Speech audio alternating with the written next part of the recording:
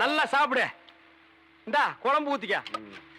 இந்த சிக்கனு போதும். தின்னுட்டு போய் இன்னொரு 4 பேரை கும்மாங்குத்து குத்து. என்ன சத்துள்ள ஆகாரம்னு சொன்னப்பா.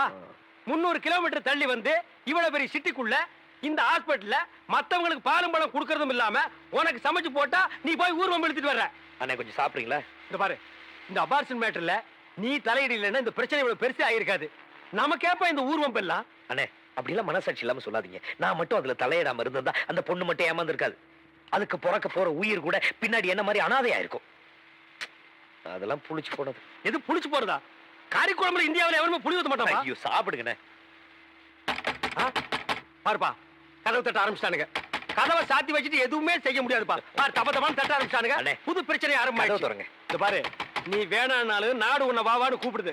கதவு தட்டுறேன், கதவு தொடங்க. வேணாம்ப்பா. இதோ வந்துட்டா மாடி. அம்மாடியா? பொம்பளையா? இதோ நான் வந்துட்டேன் மாடி.